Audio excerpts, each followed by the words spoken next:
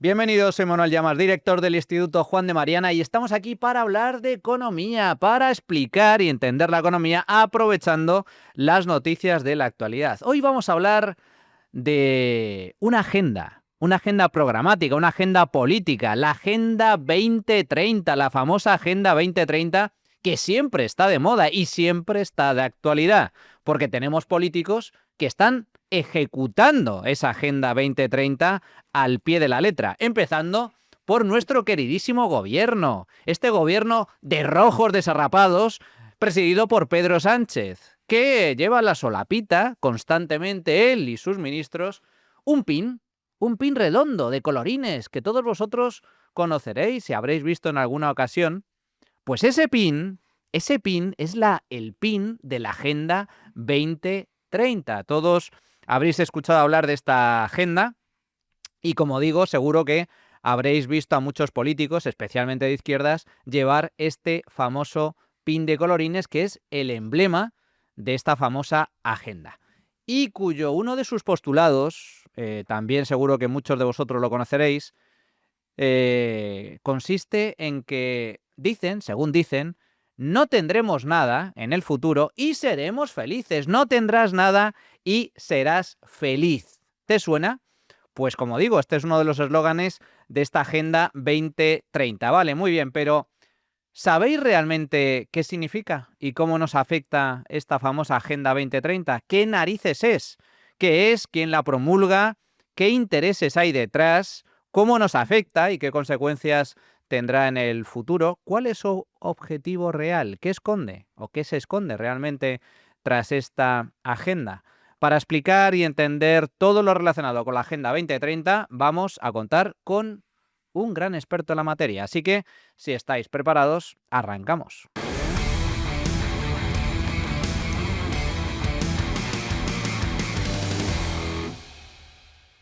Antes de arrancar, os invito a un evento de gran interés que tendrá lugar el próximo sábado 13 de diciembre en Madrid y que está relacionado, pues, de forma tangencial con el tema que vamos a tratar hoy. ¿Por qué?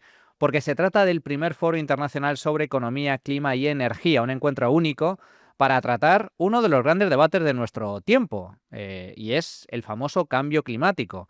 Lo que pasa es que con un enfoque radicalmente distinto al que nos han contado hasta ahora. Vamos a abordar la verdadera realidad del cambio climático y las políticas posibles, políticas a aplicar para adaptarse de la mejor forma posible a este reto, a los retos medioambientales de nuestro tiempo, pero eso sí, sin necesidad de dañar el crecimiento, la riqueza y la libertad. Es decir, con un enfoque que supone la antítesis del aberrante ecologismo imperante. Recordad que el ecologismo no es más que socialismo toda la vida, solo que maquillado de verde. Los ecologistas son muy verdes por fuera, pero también muy rojos por dentro. Pues bien, en este foro, como siempre de la mano de los mejores expertos, vamos a desmontar el apocalipsis climático y vamos a abordar las negativas consecuencias de las políticas verdes que buscan reducir las emisiones a toda costa, aportando además soluciones eficaces y positivas, como digo, a muchos de los retos medioambientales que se plantean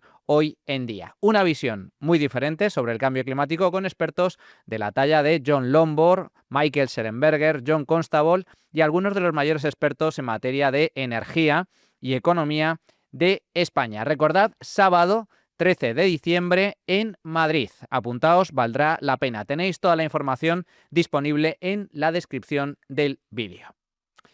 Y ahora sí, vamos a abordar, amigos, la Agenda 2030, esa Agenda 2030 de la que se habla constantemente en los medios de comunicación y por parte de nuestros queridísimos y no siempre amados políticos, que nos ametrallan con esto de la Agenda 2030, pero que en realidad sabemos muy poco sobre la realidad, sobre el trasfondo de la Agenda 2030. Para abordar esta cuestión contamos con José Ramón Ferrandis, que ha escrito precisamente un libro sobre esta cuestión que lleva por título Desmontando la Agenda 2030. ¿Qué tal, José Ramón? ¿Cómo estás? Pues estoy encantado de encontrarme contigo aquí y de poder explicar un poquito qué hay detrás. Bienvenido, que no es la primera vez que vienes, ya es la segunda Eso es, visita a este programa. En la eso es. primera tuvimos bueno, pues el inmenso honor y placer de poder hablar sobre precisamente el apocalipsis climático, desmontando muchos de los mitos sobre el cambio climático y las consecuencias. Y ahora vamos a abordar este tema que es también muy peliagudo. Desmontando la Agenda 2030, un libro que acabas de sacar, José Ramón, con coautor Felipe González Abad, de la editorial Luz de Trento. Empecemos por el principio. ¿Qué es la Agenda 2030 y cuándo nace oficialmente? Pues la Agenda 2030 es el nombre familiar que se aplica a los llamados Objetivos de Desarrollo Sostenible, que comenzaron en el 2015 y terminan teóricamente su vigencia en el año 2030. De ahí lo de Agenda 2030, porque es más rápido, más fácil y más recordable que Objetivos de Desarrollo Sostenible, que eso de sostenible es ese famoso lenguaje que se gasta en los de Naciones Unidas, pero en fin, Agenda 2030.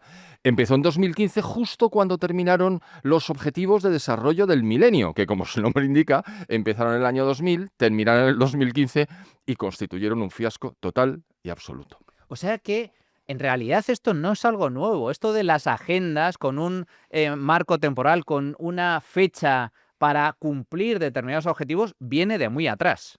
Tan de muy atrás como 1960. A ver, no quiero alargarme para establecer el marco de referencia, pero la Organización de Naciones Unidas se crea para preservar la paz en el mundo después de la Segunda Guerra Mundial. Su único objetivo estatutario es preservar la paz en el mundo. Bueno, ha habido 74 enfrentamientos importantes, llámalo conflictos, guerras, como quieras, y ninguno de ellos ha podido ser solucionado por Naciones Unidas. Conscientes de su incapacidad, decidieron orientarse hacia el desarrollo. Ahí vamos entrando ya en el nombre de esta estrategia intervencionista llamada ODS, Objetivos de Desarrollo Sostenible, o Agenda 2030. ¿Pero por qué decía lo de 1960? Pues porque en 1960, como consecuencia del inicio de los procesos de descolonización, deciden, ¿qué de países pobres se van a crear, sobre todo en África? Tenemos que establecer un decenio para el desarrollo. Y durante 10 años se dedican a pedir y transferir recursos de los países ricos a los países pobres. Y cuando termina el decenio se dan cuenta de que sí, ha habido transferencia, pero no ha habido evolución en absoluto en el desarrollo, sino que los países pobres siguen siendo pobres. Y dicen, bueno, pues entonces, segunda década. 60-70, 70-80, lo voy a hacer corto. 80-90, 90-2000, Cada 10, 4 décadas. 4 décadas. 4 décadas. Agendas de cada 10 años marcando esos mismos objetivos. Exacto. Para conseguir determinadas cuestiones en materia de mejora de las condiciones de vida, reducción de la pobreza. O sea que esto es muy interesante porque esta historia seguramente no la conocerán muchos de nuestro público, de la gente que nos ve. La ONU nace como gran organización para garantizar la paz, fracasa estrepitosamente, no sirve, no ha acabado con ninguna guerra y entonces desvían el objetivo a esto del desarrollo. Para ganarse el sueldo, para justificar su sueldo. Ese es uno de los objetivos, incrementar radicalmente el flujo de fondos. Ya conocemos el aforismo, el que parte y reparte se lleva la mejor parte. Y entonces, ¿quién es el que parte y reparte? Organización de Naciones Unidas, que a los países ricos, vamos a llamarlo así, normalmente les cambian el nombre, y sobre todo los pobres, que eso de pobres por supuesto que ha desaparecido, países menos desarrollados, países en vías de desarrollo, en fin. Y entonces dicen, hombre, pues si esto es un chollo. Claro, voy a hacer un pequeño inciso. ¿De qué depende de que esto continúe siendo un chollo? De que no consigan los objetivos. Exacto. Esto es interesante también. A este tipo de organizaciones les interesa que haya pobreza porque justifican su existencia. Y luego no solo sirve para ganarse el sueldo, sino, como bien comentas, a través de este tipo de planes que más que quinquenales son decenales, de decenios, en lugar de los planes quinquenales de la antigua Unión Soviética, planes decenales a 10 años vista, les sirven para captar ingentes cantidades de dinero por parte de los diferentes estados que desvían parte de sus recursos públicos, que pagamos todos nosotros, a este tipo de organizaciones, a la ONU y sus organizaciones satélites. Por supuesto, hay muchísimas. La ONU es el paraguas que unifica una serie de ellas. Pero ya que has dicho ingentes cantidades de recursos financieros, te los voy a decir. Entre 1960 y 2015, que es cuando escribí mi primer libro, que se llama Globalización y Generación de Riqueza, estuve recabando datos de la OCDE. ¿Cuánto se habrá transferido por este concepto? Pues son 100 billones. Claro, a lo mejor alguien piensa, dice, este quiere decir 100 billions. No. Con B. 100 trillions, es decir, 100 billones con B de 12 ceros. Qué barbaridad. ¿Para qué? Pues para mayor gloria de los intermediarios, básicamente. 100 billones con B de euros, para que nos hagamos una idea, el PIB de España supera ligeramente el 1,5 billones con B de euros. Estamos hablando de casi 100 veces el PIB español, lo que produce este país cada año. Todo eso destinado a este tipo de cuestiones. Vale, conocemos un poco la génesis, de dónde parte, Eso es. cuál es un poco el objetivo. Hablemos de esto de desarrollo sostenible, porque Agenda 2030, Objetivos de Desarrollo Sostenible. Esto, José Ramón, no es una incongruencia, porque en teoría yo entiendo que el desarrollo es sostenible per se, significa algo bueno, nos desarrollamos, crecemos, tenemos riqueza. ¿Qué es esto del desarrollo sostenible? Has utilizado un término absolutamente anatemático. Riqueza. No se centran en la generación de riqueza, como he mencionado ahora que se llamaba mi primer libro. No, ellos se centran en que aquellos que generamos riqueza, que somos los países avanzados, gracias a la economía de mercado y al desarrollo subsiguiente que han experimentado nuestros países, pues entonces eso lo que tenemos que hacer es, no, mire usted, los pobres son muy pobres y tiene usted que seguir transfiriéndolo. Pequeño inciso, los pobres son pobres, pero de tontos no tienen un pelo. Y entonces, claro, se dan rápidamente cuenta las élites, los líderes de esos países, que para seguir recibiendo fondos tienen que seguir siendo pobres. Porque como se conviertan en países ricos o en vías de desarrollo muy avanzado o simplemente parte de la globalización, como ha hecho, por ejemplo, la República Popular China, o India viene de camino, o todos los grandes países del este de Asia, pues entonces, claro, dices, no, a ver, yo tengo que poner el cazo y me lo tienen que llenar. Y si para eso tengo que seguir siendo pobre, bueno, pues mi pueblo sigue siendo pobre, pero yo voy a gestionar esto convenientemente. Tan es así que había un economista, ya falleció, que se llamaba Peter, porque era húngaro, Peter Bauer, que estuvo trabajando en la London School of Economics después de salir de Hungría y estableció una frase que ha hecho historia. Es la ayuda oficial al desarrollo, porque todo esto se denomina ayuda oficial al desarrollo, es el dinero que los pobres de los países ricos envían a los ricos de los países pobres. Pues sí, señor, lo ha hecho usted perfecto. Los pobres es de los que pagamos impuestos, vamos, ya lo has dicho antes. El negocio, esto es el negocio de la pobreza. Eso es. El negocio de la pobreza donde los que realmente sacan tajada son este tipo de organizaciones intermediarias que con la consecución, la persecución de un fin loable, como es la reducción de la pobreza, se llenan los bolsillos de dinero público mediante, insisto, organizaciones internacionales, que es algo parecido al negocio también de las ONGs, organizaciones no gubernamentales, que en realidad se abastecen única y exclusivamente de dinero gubernamental, de dinero Exacto. público. Sí, son transferencias son que las mantienen vivas. O sea, deberían llamarse OGES. Claro, organizaciones gubernamentales. Exacto.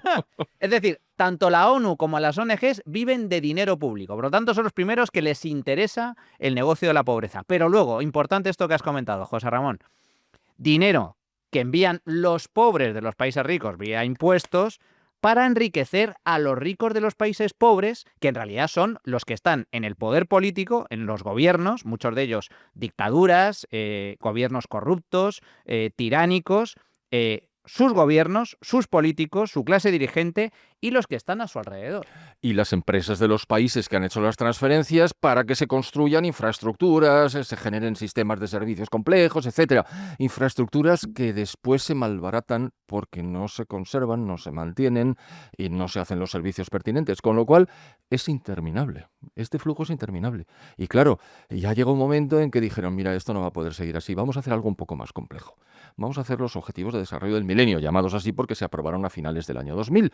Y entonces ya ahí fueron un poco más, ¿cómo decirte?, un poco más amplios. No fue solamente transferencias, sino vamos a atacar las desigualdades, vamos a atacar los problemas que se derivan de las infraestructuras inexistentes. Y entonces diseñan 8 objetivos. Y con esos 8 objetivos hacen 17 metas. ¿Cuál es la diferencia? Bueno, pues el objetivo es el elemento estratégico a largo, a 15 años vista, pero las metas son a más corto, es decir, para llegar a ese objetivo a largo voy a utilizar una meta, que es a corto. Pero claro, 8 objetivos, 17 metas. Solo se consigue uno. que no lo consigue la ONU, sino la entrada de China, de la República Popular China y de la India, con sus enormes poblaciones, en los flujos de comercio y de inversiones extranjeras que se realizan vía globalización, es decir, la apertura. Cuando los países se integran, se enriquecen, como nos ha pasado a todos. Y entonces, claro, se eleva la renta per cápita y mira por dónde, al final del periodo, ya la mayoría de la población, más del 50% de la población del mundo, tiene más de $1 por día. Pero eso no ha sido la ONU. Eso ha sido que estos países son listos y han dicho, pero hombre, ¿qué hago yo quedándome dentro de mis fronteras? No, yo me internacionalizo, me globalizo. Bueno, pues solo consiguieron ese objetivo o esa meta de ese objetivo. Y ya termina este baile y dicen, no, mayor amplitud. ¿Qué es esto de 8 objetivos y 17 metas? No, hombre, no. 17 objetivos y 169 metas. Es decir, aquí no se escapa ya ni el ratón de la esquina, porque lo cubre prácticamente todo. Esto es también muy interesante. Agenda, por lo tanto, objetivos del milenio. Con esos 8 objetivos, 17 metas, tan solo se consigue uno, que es la reducción de la pobreza. Pero no lo consigue la ONU, lo consigue el capitalismo, la globalización, el comercio global, los mercados. ¿Cómo? Pues gracias a que China e India, que son los países más poblados del planeta, se abren a la economía de mercado. Eso es lo que reduce la pobreza en estos países, no la ONU. Y luego llegan al año 2015 con solo un objetivo logrado, que no es gracias a ellos, sino gracias al mercado, gracias a la economía de mercado y el capitalismo, y se les ocurre, vamos a renovar los objetivos. Agenda 2030. Surge en el año 2015 y el objetivo es a cumplir en el año 2030, con, en este caso, 17 objetivos y 169 160. Bueno, vayamos a la Agenda 2030. ¿Cuáles son, en resumen, esos nuevos objetivos? Pues son los de siempre, es decir, reducir la pobreza. Bueno, vamos a ver. La denominación de esos objetivos, cuando se hace en versión reducida para que la gente lo pueda leer, se hace muy breve. Eliminar la pobreza. Eliminar las diferencias de género, no de sexo, porque aquí estamos con el lenguaje institucional. Claro. Y bueno, pues conservar la prístina pureza de los mares, evitar que haya migraciones, como dicen ellos, que generen problemas, acabar con el hambre. Y así todos, 17. Y 2 de ellos tienen que ver con lo que ya hemos hablado antes. Uno de ellos es el cambio climático antropogénico terrorífico que va a acabar con la vida en la Tierra, y segundo, las energías alternativas que van a acabar teóricamente con el cambio climático, si es que nos creemos que el CO2 está detrás de los incrementos de temperatura. Porque si no nos lo creemos y demostramos que no, como es así, pues entonces no sirve para nada. Pero ellos no dicen nada del CO2, dicen que por supuesto. Bueno, pues son 2 objetivos de los 17, se refieren a eso. Pero claro, cuando dicen acabar con la pobreza, ¿a ti qué te voy a contar de qué es la pobreza más que una escala móvil? Es decir, siempre va a haber ricos y pobres porque va a haber una distribución de riqueza en la que haya necesariamente diferencias. Por lo tanto, los que están en la parte superior de esa escala son los ricos y los que están en la parte inferior son los pobres. Esto no lo cuentan, pero lo contamos Felipe y yo explicando ese detalle. Acabar con el hambre en el mundo. Y lo primero que decimos es, se están produciendo alimentos para 10.000 millones de personas. Somos 8.000, teóricamente, porque tampoco en algunos países no está muy claro. 8.000 millones, la cifra canónica, no hay ningún problema. ¿Sobran 2.000 millones? No, pero hay hambre. Pues habrá hambre porque la distribución es y porque hay muchos países que carecen de las instituciones necesarias para que la cosa funcione. Incluso en los países que las tenemos, hay algunas zonas o hay algunas familias que tienen alguna dificultad. Hombre, hambre, o sea, hambrunas, no hay en Occidente. Todas las hambrunas de este mundo han sido generadas por decisiones políticas. Todas, eso lo explico muy bien, vamos, muy a fondo, en Globalización y Generación de Riqueza. Pero aquí también lo comento. ¿Por qué? Porque es un arma política. Si tú quieres acabar con segmentos de la población por alguna idea, porque es una raza inferior, según tú, los británicos, en la India, porque son propietarios de la tierra, se llaman kulaks, y dice Stalin que va a acabar con los kulaks como clase y les roba todos los alimentos y los encierra en su zona hasta que se mueren. La gran hambruna de Ucrania. Esa. Terrible. Esa. Millones. No se sabe bien, entre 6 y 10 millones. El gran salto adelante de don Mao Zedong. Terrible. Que él mismo lo dice, no, yo soy el responsable de entre 50 y 60 millones de muertes. Y se queda tan ancho. Lo decía con orgullo. Lo decía pues con la misma sensibilidad de Pedro Sánchez, es decir, con esa misma preocupación por el prójimo. Es decir, bueno, recordemos la frase de Stalin. Un muerto es un drama. 1 millón de muertos es una estadística. Pues este hablaba de estadísticas. Bueno, pues todas las hambrunas gigantescas han sido desatadas no porque no se produzca suficiente, sino porque se toman decisiones políticas que impiden que se produzcan esos alimentos o bien directamente evitas que lleguen a la población para que se muera. Bueno, pues todo esto lo explicamos en el libro, es decir, miren, todas las afirmaciones que realizan, es curioso, son 169 metas. También hay que decir, las metas son contradictorias entre sí. A veces te da un poco de pena. Lees el texto, que es aburridísimo, se lo tengo que decir, y te das cuenta de que se contradicen internamente y dices, pero vamos a ver, ¿no hay un comité de redacción superior que coja todos los textos que han elaborado las instituciones dependientes de la ONU, que son distintas y que tienen objetivos distintos, y les dicen, oye, habla de esto? Y lo dicen, oye, chico, pero luego agrúpalo y entonces pon un comité de redacción que diga, oye, que han dicho lo contrario aquí. Pues no lo han tenido, ese comité, con lo cual lo ves y dices, Madre Santa, ¿cómo es posible que una organización que utiliza esa enorme cantidad de recursos no sea siquiera capaz de producir un texto que sea coherente internamente? Pues así es. Imagina, si ni siquiera son capaces de hacer un texto coherente, pues imagínense conseguir todos estos objetivos que son todos ellos muy loables. Estamos todos de acuerdo en que es positivo y es deseable acabar con la pobreza, acabar con las guerras, acabar con El hambre en el el mundo. hambre, Sí, sí. mejorar ¿Quién la va a decir que educación, no? ¿Quién va a decir que no? mejorar la sanidad. Todos esos objetivos son muy loables, todo el mundo los aplaude. Pero claro, la cuestión es muy interesante esta dinámica. Es decir, ¿cómo? Porque esto viene de la ONU, recuerden, la Organización de Naciones Unidas. ¿Cómo esta Organización de Naciones Unidas nace con el objetivo de acabar con las guerras? Como no lo consigue, no vale para eso, dice, bueno, ahora vamos a acabar con la pobreza.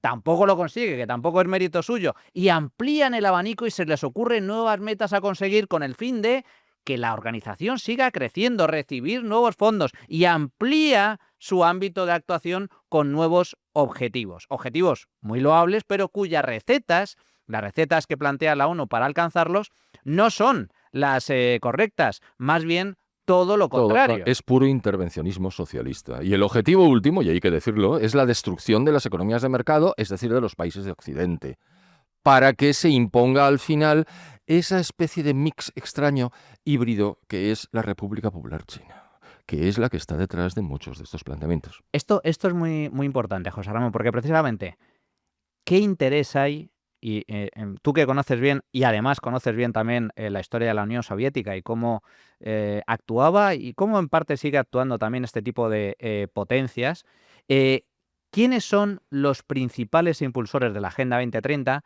y cuáles son los objetivos geoestratégicos, si es que hay objetivos geoestratégicos detrás? Los hay, los hay. La gente sabe que las Naciones Unidas es un organismo multiforme y ya muy antiguo que se creó cuando el mundo era muy distinto. Pensemos que había, originalmente, en el año 1945 entraron 55 países. Ahora hay 193. Claro, no solo hay 193, sino que muchos de ellos aparecieron ex novo con la descolonización de los años finales 50, todos los 60 y algunos en los 70. Con lo cual, bueno, pues hay una diferencia enorme en las características, pero los organismos son los mismos. Los dos más importantes, la Asamblea General, donde cada país tiene un voto, es decir, el mismo voto tiene Estados Unidos que Vanuatu. O Somalia, que es un no país, porque en realidad está completamente deconstruido, que la República Popular China. Tú llegas a la Asamblea General y votas, y tu voto vale lo mismo, uno, que el otro. Hay muchos países que no tienen recursos y envían a representantes a las Naciones Unidas con una mano delante y otra atrás. Su voto está necesariamente mediatizado y condicionado, y ya no digo más. Porque cuando estuve en la Unión Soviética, los soviéticos me decían claramente cómo conseguían que en las Naciones Unidas, en la Asamblea General, las votaciones les fueran favorables en una inmensa mayoría. Con lo cual lo tenían muy controlado por esa vía que no he mencionado, pero que ustedes entienden. Y luego hay otro organismo que es absolutamente decisivo, porque la Asamblea General puede decir misa, pero si el Consejo de Seguridad veta, no se aplican las políticas. ¿Quién veta en el Consejo de Seguridad? Si hay 15 países, sí, hay 15 países de los cuales 10 rotan cada 2 años, pero 5 permanecen. Permanecen porque son los miembros permanentes. ¿Y quiénes son los miembros permanentes? Los que ganaron la Segunda Guerra Mundial, los vencedores.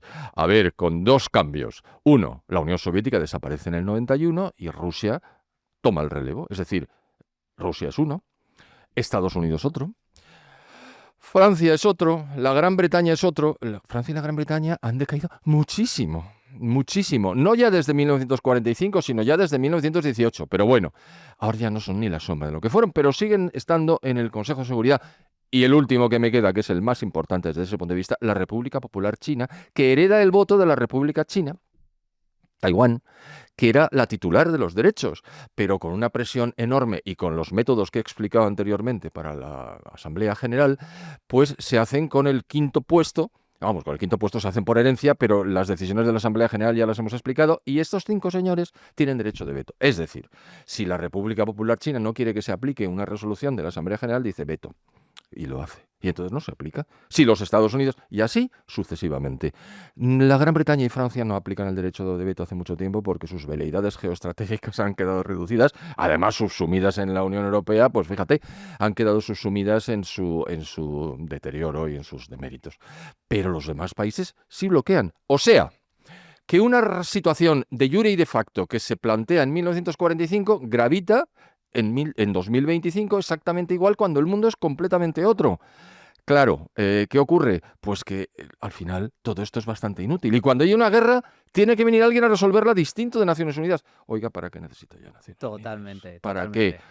Además, importante también, básicamente ahora son 2 polos, por un lado Estados Unidos y por otro Rusia y China. Fundamentalmente China, que es el Sí, que porque tiene. Rusia va un poquito en retirada, claramente. Rusia está también en claro declive y por lo tanto es un nuevo mundo geopolítico, geoestratégico, dividido en 2 grandes bloques: Estados Unidos, potencia occidental; China, potencia dictadura comunista, a pesar de que está aplicando recetas de mercado en su economía. Sí, pero políticamente, políticamente es una dictadura férrea, atroz, tiránica, asesina, criminal, corrupta, en fin, los calificativos. Me queda uno, genocida. Genocida, absolutamente. Pero claro, esto es muy importante. ¿Por qué?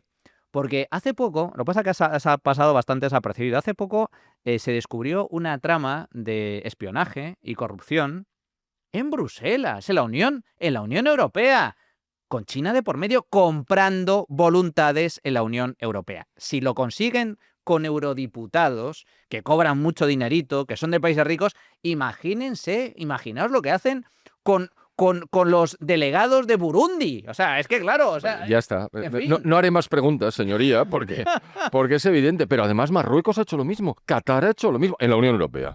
Y luego hay un tema que la gente tiende a desconocer, y es que hay otro grupo de decisiones en la Asamblea General que vota de consuno. Son 56 países que pertenecen a la Oficina de Cooperación Islámica que votan lo que decide esa agencia que unifica los votos musulmanes islámicos de todo el mundo, que son 55 votos, caray. Entonces tenemos la República Popular China con sus habilidades y con su peso tremendo, los islamistas que por supuesto votan a favor de que haya igualdad entre hombres y mujeres y tal. Y dices, pero oiga, ¿esto cómo lo aplican? Yo voto. Entonces, claro, es una situación absolutamente, bueno, pues por poner un ejemplo de absoluta actualidad, ¿cómo se ha detenido la guerra en Gaza? Porque Naciones Unidas a través de la UNRWA estaba apoyando a los terroristas de Hamás. Entonces ha tenido que ser los Estados Unidos, con el presidente que está actualmente al frente, el que diga hasta aquí hemos llegado. Y claro, ha dejado de financiar a la UNRWA, como ha dejado de financiar a la OMS, como ha dejado de financiar a la UNESCO y así sucesivamente. ¿Por qué? Mire usted, no nos puede tomar el pelo. Y luego ha dejado de financiar cuestiones bilaterales, hablando de las transferencias. USAID pagaba enormes cantidades de fondos a ONGs de todo el mundo para hacer verdaderas barrabasadas. Se acabó, pero ¿qué es esto de utilizar el dinero de los norteamericanos? Con lo cual Naciones Unidas ahora se tienta muchísimo la ropa y dice, ¿pero esto qué es? Bueno, la guerra, la invasión rusa de Ucrania, que va a tener 4 años en el mes de febrero, en el día 24 de febrero. Lo ha resuelto Naciones Unidas. No es absolutamente nada. Se está avanzando ya gracias a que los Estados Unidos se están moviendo. ¿Pero para qué están las Naciones Unidas? Para enriquecerse a través de los Objetivos de Desarrollo Sostenible que en el año 2030 lanzarán otros 15 añitos que se llamarán, yo apuesto, Objetivos de Desarrollo Resiliente, que es otro de esos términos absurdos.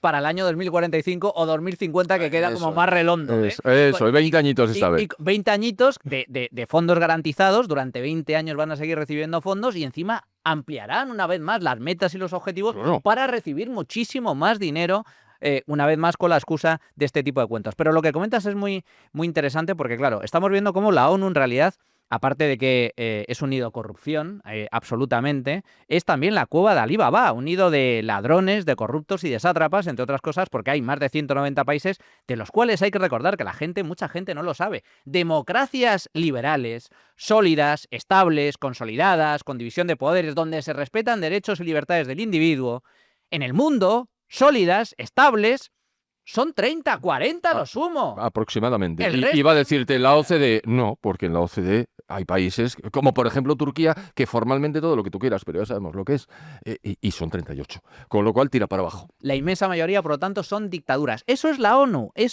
un nido de corruptos, de sátrapas, de tiranos y de corruptos. Es la cueva de Alí Baba.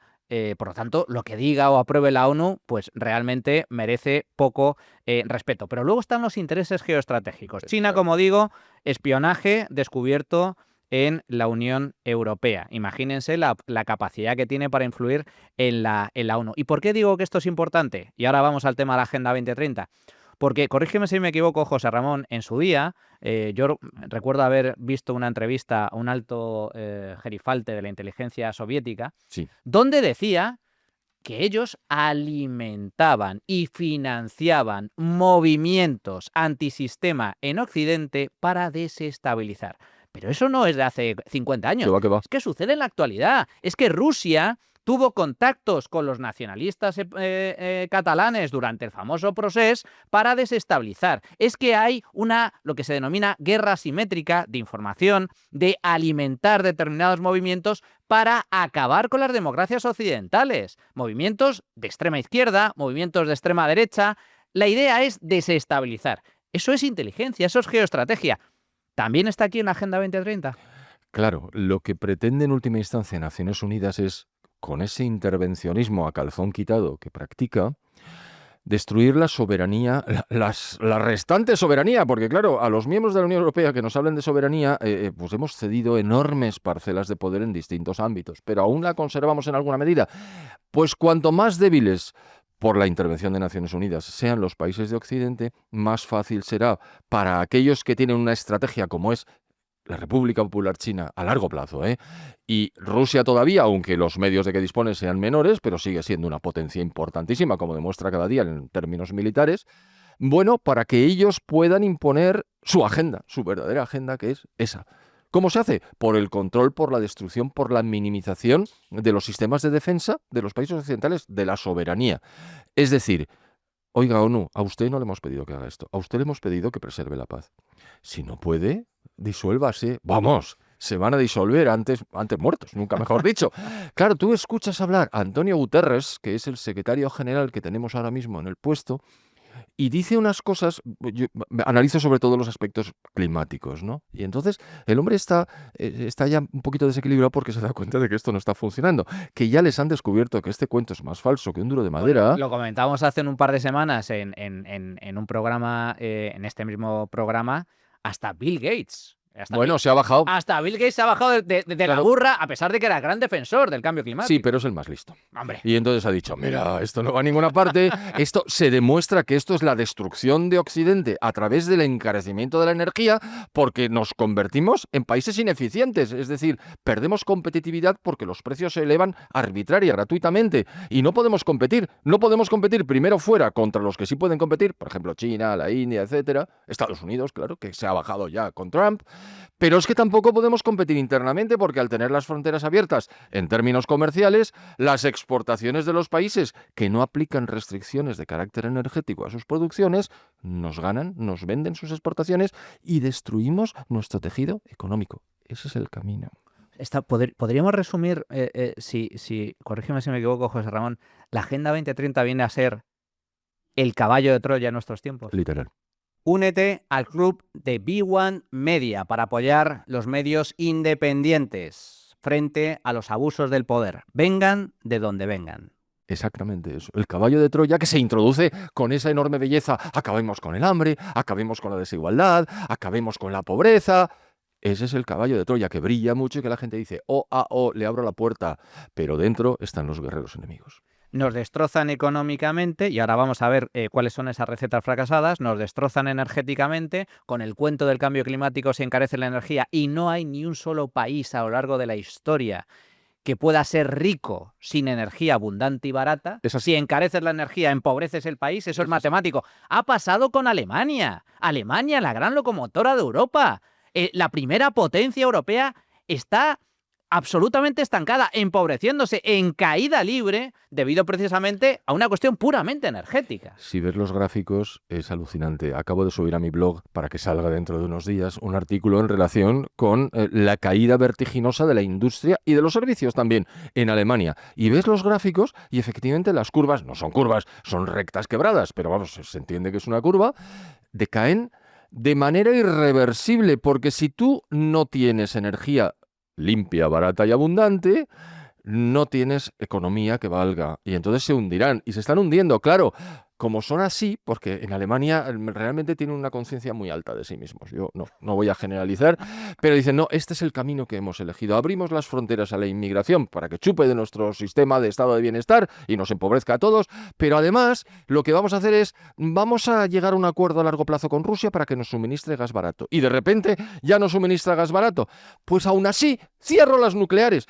Digo, pero tío, ¿no te das cuenta de que la energía nuclear es absolutamente fundamental hoy día en cualquier país del mundo, empezando por Rusia, siguiendo por la República Popular China, que están construyendo incesantemente nuevas centrales, porque esa energía es absolutamente fiable, absolutamente barata, y si vamos a creernos la paparrucha esta del cambio climático antropogénico, es que no emite CO2 a la atmósfera. Por lo tanto, usted debería estar utilizándola. No, yo soy verde. Si lo has dicho antes, verdes por fuera, tontos por dentro. Perdón, rojos por dentro. Por cierto, importante esto. Claro, guerra asimétrica. Las guerras en la actualidad, José Ramón, ya no son no solo con armas, sino que hay otra forma de destruir a tu enemigo. Si partimos de la base de que China quiere acabar, o a China, Rusia y sus aliados les interesa un Occidente cada vez más debilitado, hay dos formas de conseguirlo. Declararle la guerra con todo el coste. Tiene muchos costes. Sí. Coste humano, económico. Bueno, para empezar, teniendo a Estados Unidos, que es la primera potencia militar del mundo, y teniendo a Israel, que es también otra de las grandes potencias como militares, demuestra cada vez. difícilmente van a poder ganar esa guerra. Pero si tú logras empobrecer a tu enemigo, si logras que tu enemigo, en lugar de declararle la guerra, se suicide por voluntad propia, empobreciéndose, encareciendo la energía, aplicando políticas que llevan al declive, mientras que ellos aplican políticas que incrementan su riqueza, Exacto. a largo plazo salen ganando. Hay un ejemplo que todo el mundo puede entender: el vehículo eléctrico. Eso es algo que para cualquier persona con dos dedos de frente, que esté al frente, y nunca mejor dicho, de una institución como la Unión Europea, dices, esto no puede ser. No puede ser que la Comisión haya decidido unilateralmente que en el año 2035 ni se podrán fabricar, ni se podrán adquirir, ni se podrán matricular vehículos con motores de combustión interna. A pesar de que los productores alemanes, y también los franceses, los italianos, los británicos, ya la verdad es que el decaimiento es total. Los españoles fabricamos vehículos magníficos desde tiempo inmemorial. Es más, hay marcas alemanas, y tampoco nos vamos a poner aquí a decir marcas, que están demandadas en todo el mundo por la enorme categoría, calidad y prestigio de sus producciones. Pues no, señor, que desaparezcan, porque la emisión de CO2 a la atmósfera que realizan los vehículos de motores de combustión externa está elevando la atmósfera, la temperatura de la Tierra, y eso va a generar la descongelación de la Antártida y de Groenlandia, y eso va a generar a su vez un incremento en el nivel del mar que nos va a ahogar prácticamente a todos, porque casi todas las ciudades, nosotros no, en Madrid no, están en la costa. Y entonces dice, hay que evitarlo a toda costa. Lo de la costa, lo repito. ¿Y qué ocurre? Pues que parece que la Unión Europea, que emite el 8% del CO2 de todo el mundo, mientras la República Popular China tiene el 55%, tiene que sacrificarse a partir de un cierto momento y ya no utilizar más que vehículos eléctricos que fabrica la República Popular China. Es que al final es muy interesante y muy importante ampliar un poco el espectro para ver todo el cuadro y ver quién. Esto es como siempre, ¿no? Cuando dices, bueno, esto no me cuadra, pregúntate dónde está el dinero o a dónde va. ¿Quién sale ganando con algo en concreto?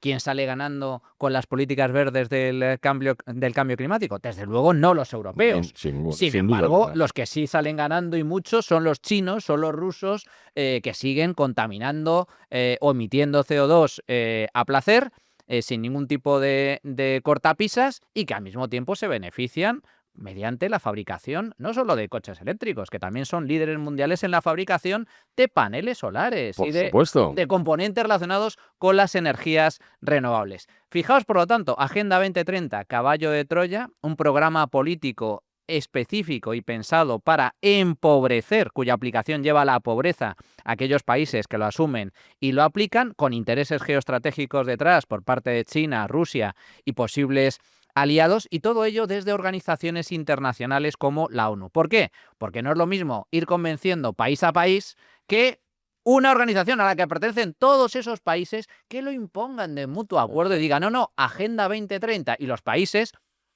lo apliquen por pertenecer a esa organización. Una especie de gobierno mundial. Eso es, el gobierno mundial impone a los gobiernos nacionales, a las élites políticas que se dejan imponer, porque no es la voluntad de la gente a la que no se le ha preguntado de cuándo acá habrá un referéndum de ninguna índole diciéndole usted quiere que... No, yo lo hago porque mire usted, me lo dice la Unión Europea, en el caso nuestro. Y la Unión Europea dice, no, es que Naciones Unidas ha lanzado esto y nosotros creemos firmemente, creemos que es un tema de fe, pero no se da usted cuenta de lo que está haciendo.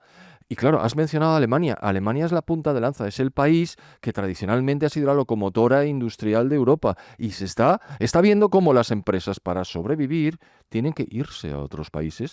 Y lo dicen, mire usted, con el coste de la energía, nosotros que tenemos industrias energía intensivas, es decir, que tienen un elevado porcentaje de energía en la producción de su output, es decir, de lo que ponen en el mercado, nosotros aquí quebramos, sí o sí. Por lo tanto, nos tenemos que marchar. Pero si además no podemos fabricar vehículos porque no los podremos vender aquí, ni en China, ni por supuesto en Estados Unidos, que también fabrica los suyos, pues también nos hundiríamos, con lo cual tendremos que cerrar. Y los datos que he subido al blog, pues ya está subido como para 2 semanas, pero vamos, están prácticamente en todas partes, es que, que verdaderamente esto, como no cambien de política de manera sustancial y radical, no tiene arreglo. Y lo de los cambios de política, estando don Friedrich Merz al frente, no van a tener lugar, aunque solo sea porque tiene un gobierno de coalición. Y le están imponiendo, para que se mantenga en el gobierno, le están imponiendo las políticas de los socialistas, claro. Y entonces, ¿qué ocurre? Pues que aunque el Partido Socialista en alemán, después del periodo Scholz, que ha sido un desastre, se ha hundido en las elecciones, bueno, pues la CDU/CSU mantiene un cierto nivel y mira por el rabillo del ojo, por el retrovisor, cómo se acerca Alianza por Alemania, que tiene sentido común y que, por supuesto, en la antigua RDA es hegemónica, pero empieza a tener un peso enorme en la antigua RDA, República Democrática Alemana, RFA, República Federal de Alemania. Entonces, ¿qué es lo que ocurre? Pues que la desesperación es absoluta, no ya en España, en el PSOE, a la vista de lo que está ocurriendo, sino en prácticamente todos los países de Europa. Francia se hunde, el Reino Unido es Europa, aunque no sea la Unión Europea, Sí. y se hunde también. ¿Por qué? Entre otras cosas, por esas dos políticas, la política energética y la política de inmigración sin fronteras. Con lo cual, estamos suicidando, nos están suicidando nuestras élites. Y además, esto es muy importante. Algunos por pura ignorancia y analfabetismo político-económico en este programa, bueno, cada semana abordamos un tema y vemos cómo es el analfabetismo absoluto. No tienen ni pajolera idea de lo que hablan nuestros gobernantes, la inmensa mayoría de ellos. Pero cuidado, tampoco seamos tan ingenuos. También hay dinerito detrás. Es decir, al igual que hay potencias que, como China, con una red de espionaje y compra de voluntades en Bruselas o en las Naciones Unidas y en otros muchos países del mundo, también hay intereses particulares por parte de nuestros políticos. Ahí tenemos Venezuela en las vinculaciones con un señor que se llama Zapatero. O las vinculaciones de China también con un partido que se llama Podemos, y el interés ahora sorprendente que tiene nuestro gobierno con Pedro Sánchez a la cabeza de hacer buenas migas con el régimen de Pekín. Acabamos de enviar a los reyes en misión Claro, a reforzar las iniciativas del gobierno. Es decir, el jefe del Estado apoya totalmente al gobierno. Esto es algo que no corresponde ahora, pero... Y de repente aparece una empresa enorme por todas partes que se llama Huawei, que está metida en el corazón de nuestros sistemas de defensa, protección y policía. Y no hay ningún problema. Cuando en Estados Unidos han dicho claramente todas las producciones, digamos, avanzadas en términos de chips y más procedentes de China, no pueden estar en los sistemas de protección, ni en el ejército, ni en las comunicaciones, ni en la policía, ni nada parecido. Y los británicos se acaban de dar cuenta. Dicen, ahí va, si están escuchando nuestras conversaciones desde los sistemas de audición o de control que tienen insertados en los vehículos que nos venden, se han metido hasta la cocina. Agenda 2030. Si pudiéramos resumir digamos que las recetas que incluye esta agenda, que como hemos definido es un caballo de Troya para que nos suicidemos económica y socialmente, ¿crees que lo correcto sería hablar de, y de hecho lo hemos escuchado en muchas ocasiones, decrecimiento? El decrecimiento económico y, atención, también poblacional. Sin duda. Lo del decrecimiento poblacional tiene unas raíces muy distintas de carácter filosófico, religioso, etcétera, que podemos discutir otro día. Pero no, esto es la teoría de la rana en el cazo. Es decir, es lo que decías tú, o bien les enfrentamos militarmente, ellos piensan, y nos va a costar mucho e incluso podemos perder, o bien vamos elevando la temperatura del agua porque la rana, cuando la metes en el cazo, el agua está fría y la rana dice, qué bien se está aquí, y vas elevando lentamente la temperatura del cazo hasta que el agua eleva su temperatura y al final cueces a la rana. Pero ya se me ha despistado la pobre, ya ni salta ni nada. Bueno, pues algo parecido a eso. Es decir, esta es una política a largo en la que el objetivo es, claro, hacernos desaparecer a Occidente o a la cristiandad de una manera lenta. Lo que pasa es que ellos no contaban probablemente con la aparición de un líder político en Estados Unidos que ha dicho, hasta aquí hemos llegado por lo que a Estados Unidos respecta, y está desarrollando unas políticas que están incomodando enormemente. Les incomodan tanto que cuando va a Naciones Unidas el presidente Trump con su esposa, le frenan la escalera de golpe para que se golpee. Le paran la escalera mecánica. Eso, le quitan el servicio de teleprompter, con lo cual fíjate tú, a este hombre que le quiten el teleprompter lo que le importará, pero bueno, se lo quitan y además le bajan el volumen del micro. Es decir, es algo tan infantil en el fondo, es ridículo, ¿no? Pero claro, aquí es una lucha de poder total, global. Nosotros no hemos pedido a Naciones Unidas que nos mande. Esto es innecesario. Pero es que además es redundante con la generación de riqueza. Deje usted que los países generen riqueza y verá qué bien nos va a ir a todos. Pero claro, eso es capitalismo, eso es economía de mercado y eso no lo podemos consentir nosotros los chinos y demás, ¿no? Pero como además es contradictorias las recetas que nos mandan, dice, oiga, ¿le tengo que hacer caso a lo que dice en el objetivo 3 o en lo que dice en el objetivo 7 porque se enfrentan? Y bueno, ya, fíjate cómo será, perdón que me voy un poco, que hay metas de un mismo objetivo se contradicen entre sí, no ya metas de objetivos distintos, sino del mismo. Dices, por Dios. Luego, además, esto es carísimo. Vamos, hemos hecho el cálculo, son 5 billones año lo que están pidiendo. 5 billones con B. O sea, casi 4 veces el PIB de este país. Para que funcione todo este mecanismo de autoapuñalamiento, porque lo pagaríamos nosotros, que es una cosa absurda. Claro, esto es intervencionismo puro y duro, que es justamente lo que se opone al buen funcionamiento de una economía de mercado. Mire usted, deme usted un marco, yo me adapto, mis empresas trabajan y conseguiré riqueza para mi gente, y todo esto es absurdo. Esto es lo que no quieren que pensemos. Decrecimiento que significa consumir menos. Lo habréis escuchado, si nos bombardean todos los días con los mismos mensajes. Hay que consumir menos, hay que producir menos, hay que viajar menos, hay que reciclar, es empobrecimiento, cuando precisamente lo que garantiza no solo el bienestar de la sociedad, sino incluso la consecución de objetivos de respeto con la naturaleza, con la mejora de la igualdad de oportunidades, mejor educación, mejor sanidad.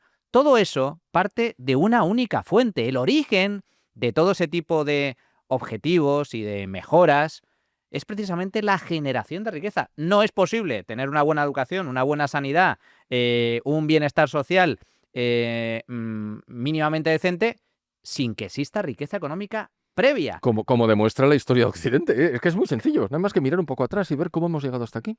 Y ya para terminar, José Ramón, porque en el inicio del libro comentábamos antes cómo ha sido la génesis de la Agenda 2030, cómo vemos que esto no es de ahora, que es de hace ya desde los años 50, 60, cuando nacen este tipo de objetivos con un fin muy claro, que es alimentar a la propia organización y este tipo de intereses geoestratégicos.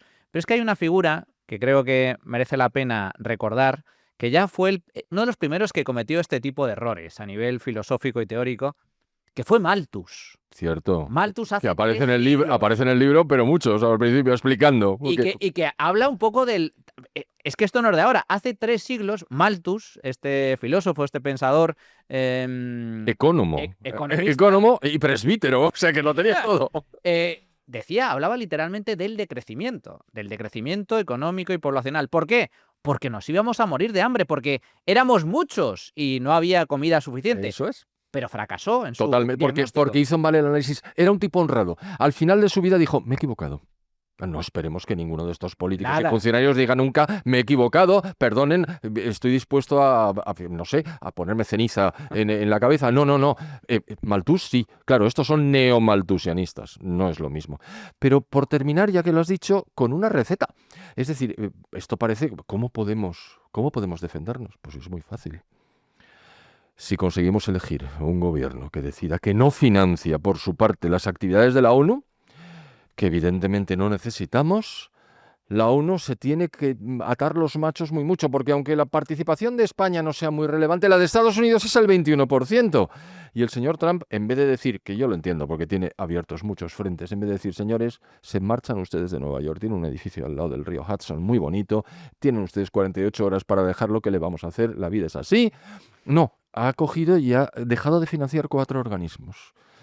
Bueno, pues vamos dejando de financiar, sobre todo la Organización Mundial de la Salud, que ha montado una con la pandemia absolutamente monstruosa. Total. Para cubrir las responsabilidades de la República Popular China, por si alguien no se acordaba de eso. Total, efectivamente. Que hay que recordar que la famosa pandemia, el famoso COVID, salió de un laboratorio de Wuhan en China. O sea, Exactamente. es que, a ver, y luego fue China la que ocultó esa realidad con la ayuda de la OMS, de la Exacto, Organización pues Mundial de la nada, se Salud. acabó el dinero.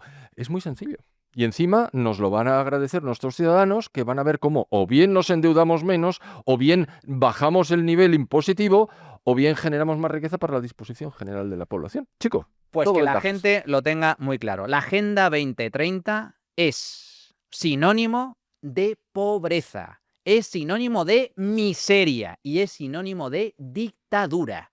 Agenda 2030 es Venezuela, Cuba, son los países africanos, es el desastre absoluto. Es una agenda que defiende, fomenta, impulsa el decrecimiento económico y social. Por lo tanto, Caballo de Troya es el programa que les interesa aplicar a algunos, entre otros a los que viven de ese programa, que es la propia Organización de Naciones Unidas, y sus aliados, como China y otro tipo de dictaduras tiránicas y genocidas, que les interesa que a Occidente le vaya mal para beneficiarse en primer lugar ellos y empobreciendo al resto, empobreciéndonos a nosotros mismos. Esta es la realidad de la Agenda 2030.